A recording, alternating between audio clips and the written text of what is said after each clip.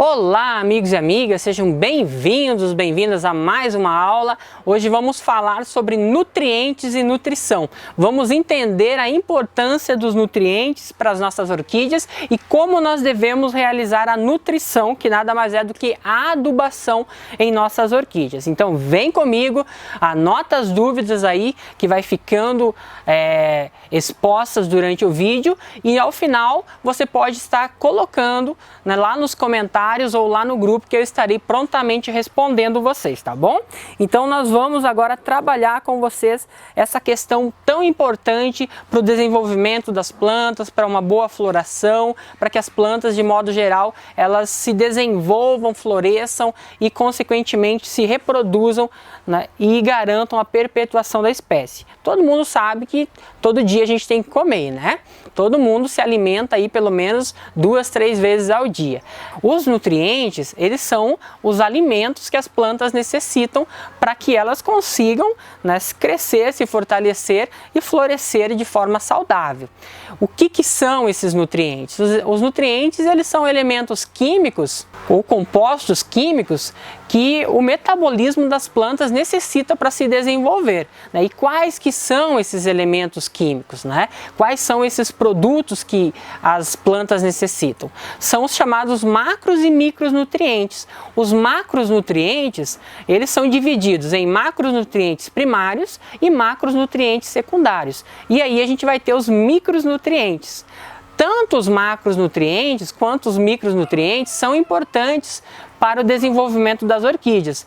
Porém, os macronutrientes, eles são mais importantes do que os micronutrientes. Ou seja, quando a gente vai fornecer para a planta a alimentação, a nutrição dela, nós temos que fornecer um adubo que seja rico em macronutrientes, né? E quais que são esses macronutrientes? O nitrogênio, o fósforo, o potássio, o enxofre, o magnésio e o cálcio. Esses são os macronutrientes primários e secundários. E aí a gente vai ter os micronutrientes. Os micronutrientes, eles são compostos por zinco, por cobre, por ferro, por manganês, né, por cloro e uma série de boro e uma série de outros, né, elementos aí que as plantas necessitam, tá? Quando a gente vai comprar um adubo, se ele for um adubo completo, ele já vai ter basicamente os produtos que as plantas necessitam. Esse daqui, por exemplo, ele contém nitrogênio em grande quantidade, fósforo em grande quantidade, potássio em grande quantidade, que são os macronutrientes primários, nitrogênio, fósforo e potássio. Daí ele tem de macronutrientes secundários, o cálcio e o magnésio, tá? Ele tem esses dois produtos que são chamados de macronutrientes secundários. E aí eles têm os micronutrientes, que é o cobre, o boro, o ferro, o manganês, o molibdênio e o zinco. Esses são os micronutrientes que as plantas necessitam. Quando a gente olha a formulação, a gente vê aqui, né, que os macronutrientes eles têm uma porcentagem maior, enquanto que os micronutrientes eles vão ter uma porcentagem menor da solução total. Então é porque os macronutrientes eles são mais importantes do que os micronutrientes para as plantas, né? São todos importantes? São. A falta de um ou de outro pode causar deficiência na planta? Vai causar deficiência na planta com certeza.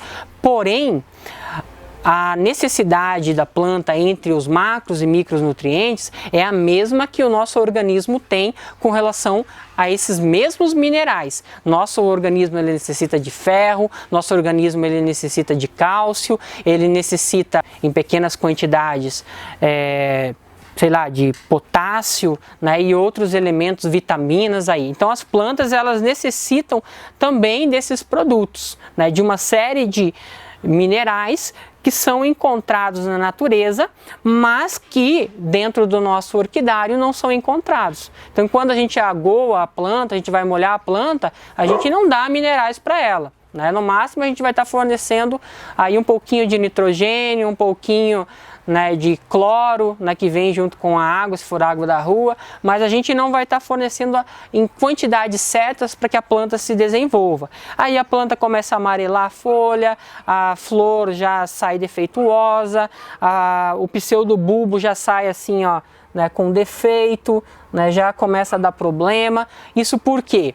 Porque está faltando uma nutrição controlada, regrada. Então, quando a gente vai adubar elas, a gente tem que fornecer para elas tanto os macros quanto os micronutrientes, certo? Então, quando você for compra um produto completo, gente. Ou, né, você tenha mais de um tipo de adubo aí na sua, né, no seu kit de adubação, tá? Tem gente que utiliza só torta de mamona. Só torta de mamona dá? Não dá. Tem gente que utiliza só farinha de osso ou só cinza. Tem gente que é acostumado, né, colocar cinza nas orquídeas. Não é só isso que faz com que a planta se desenvolva bem. Né? Em questão de tempo, sua planta ela vai definhar ou ela vai apresentar uma deformação por causa da falta de nutrientes, né, que essa farinha de osso, que essa torta de mamona ou que essa cinza aí proporciona, né? Ela não vai proporcionar todos os elementos que a planta necessita, tá? Por exemplo, a farinha de osso é rica em cálcio e potássio, mas ela não é rica em nitrogênio.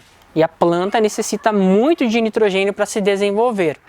A torta de mamona é rica em nitrogênio, mas não é rica em fósforo. E o fósforo é importante para que a planta ela tenha saúde e boa floração.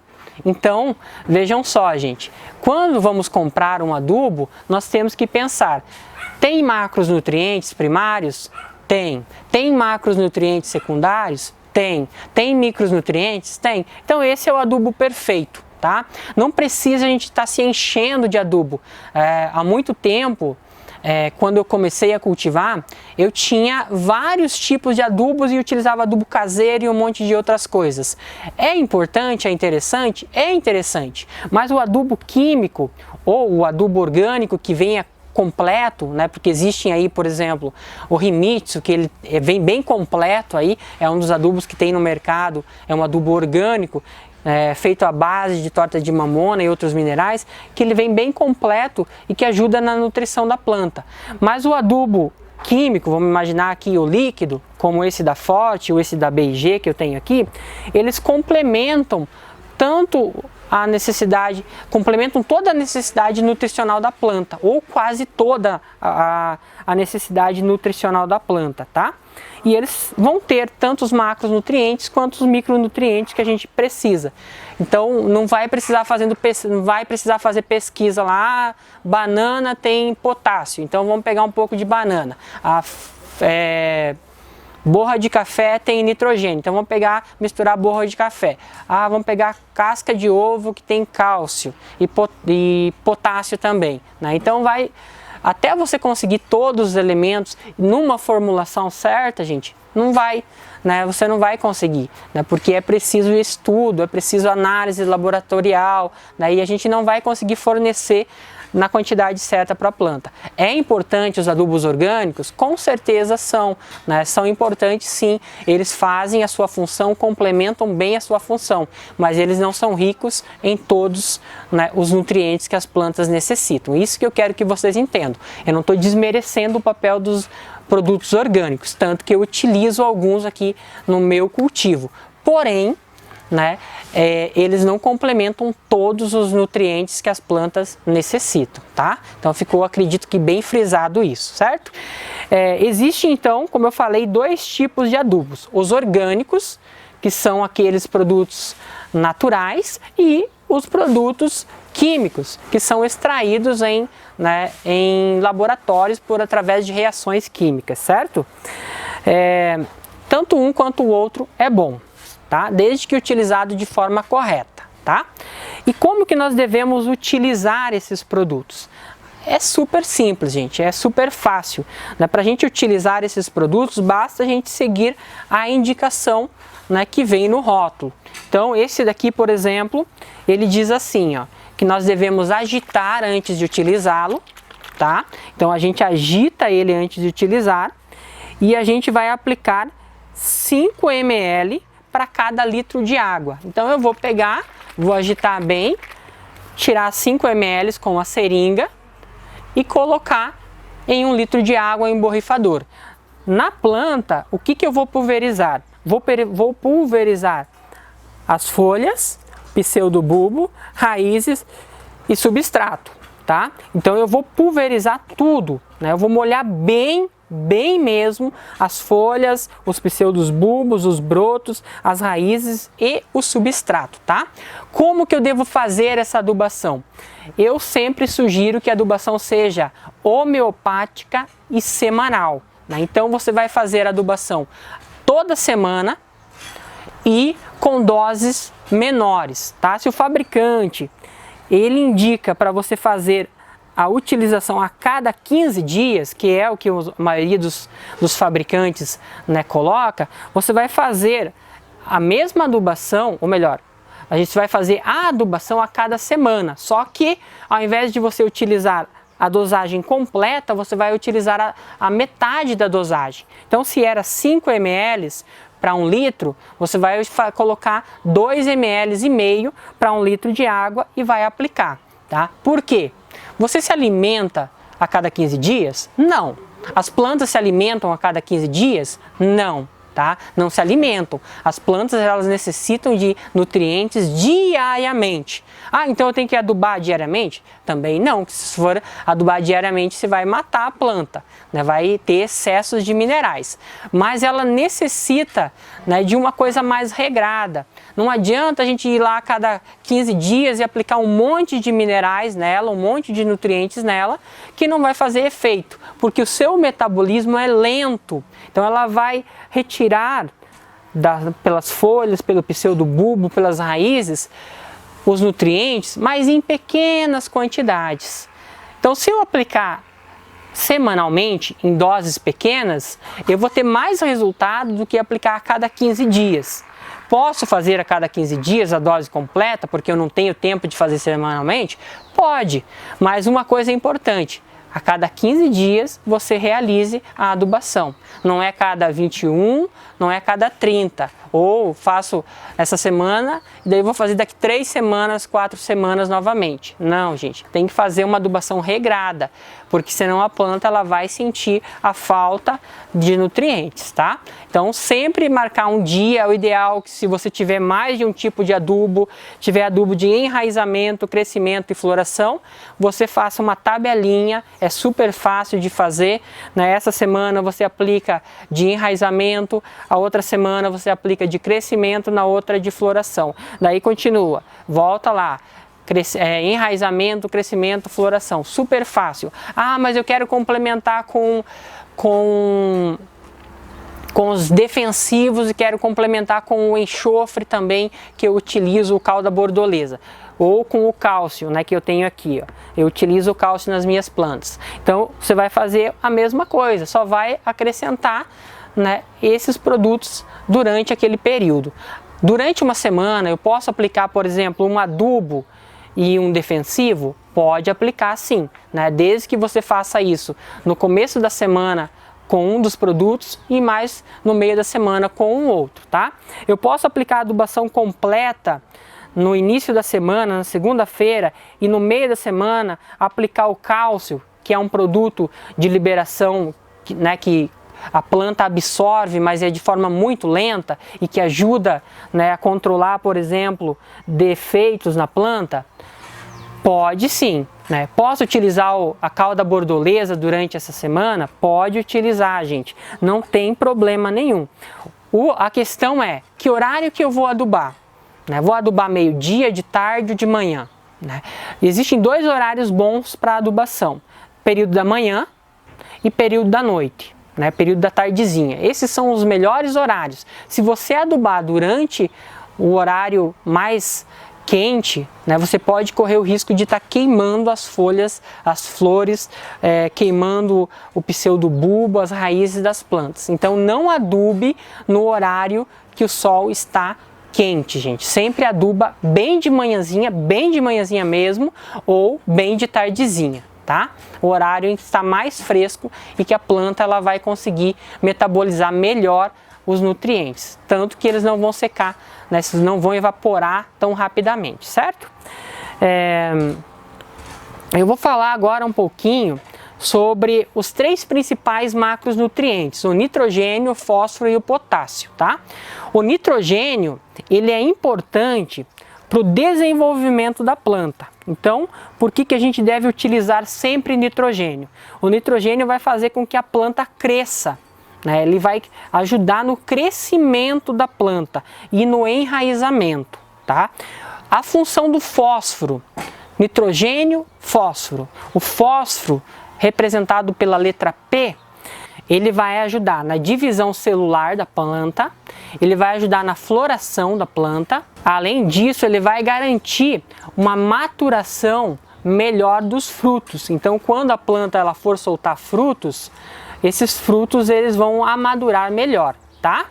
O potássio, representado pela letra K, ele ajuda na robustez da planta, ele deixa a planta mais robusta, vai ajudar no enraizamento da planta, vai ajudar no combate, a evitar pragas, na verdade, na planta, e vai ajudar a translocar os metais pesados da planta, além de equilibrar a água no organismo da planta, tá? Então, basicamente, o nitrogênio para o crescimento, o fósforo vai ajudar na floração e o potássio vai ajudar basicamente em toda a planta, mantendo a planta saudável contra as doenças. Vai deixar a planta mais robusta de modo geral, tá bom? Como que a gente pode identificar a ausência de um nutriente na planta? Então, a folha é um dos principais indicadores, a folha e o broto. A falta de fósforo vai deixar a flor com a clorofila muito verde, vai ficar muito forte o verde da folha, tá? A falta de nitrogênio vai deixar a planta com a parte central, da parte central de dentro para fora, vai ficando amarelo. A falta de potássio vai deixar a planta com a ponta amarela, vai amarelando da ponta para dentro. A falta de magnésio vai amarelando a folha da borda para dentro. Então você vai ficar com a borda amarelada e ela vai amarelando de fora para dentro. E a falta de cálcio vai causar isso aqui, ó, gente. Vai deixar deformada as folhas e pseudobulbo. Então, quando você tem ali uma FAO que ela tá com a folhinha enrugada, significa que está faltando cálcio, tá? Para a gente finalizar, eu posso utilizar hormônios como, por exemplo, o Ciacrop em minhas orquídeas? Gente, o Ciacrop, ele deve ser utilizado sempre que a orquídea ela está com deficiência. Neste caso, a orquídea está sem raiz, por exemplo, você pode utilizar o Ciacrop, mas nunca como adubação complementar. Tá? O Ciacrop ele pode causar superbrotação na planta, ela pode fazer uma planta que crescia até 30 centímetros, crescer até 40, e aí a planta ela vai sofrer com deformidades. Vamos imaginar uma pessoa que cresce até 2 metros, crescer até 4 metros, né? Como que vai ficar? A pessoa vai sofrer, né, muito, então a planta ela também vai acabar tendo problemas com esse supercrescimento. Os pseudobulbos vão dar tortos, as folhas vão sair tortas, porque isso aqui é basicamente um anabolizante para a planta. Então isso aqui deve ser utilizado de forma muito regrada. E isso aqui não é adubo, gente, isso aqui é hormônio, tá? Tem diferença. Então isso aqui é adubo, tá? Isso aqui é adubo, isso aqui é hormônio, chamado hormônio do enraizamento, tá? Então, quando a planta está muito deficiente, a gente pode utilizar em pequenas doses esse produto. Eu utilizo aqui quando tenho que fazer UTIs ou quando algumas orquídeas elas estão, né, com problemas de enraizamento aqui, ó. Então, essa planta aqui, ela estava praticamente morta, né? Com a utilização do Ciacrop, essa planta voltou, né, a se desenvolver, e aí ela vai se desenvolvendo aos poucos. Então é isso a aula de hoje, eu espero que vocês tenham gostado. Se ficou alguma dúvida, deixe nos comentários que eu estarei respondendo, e até a próxima aula, gente. Tchau, tchau!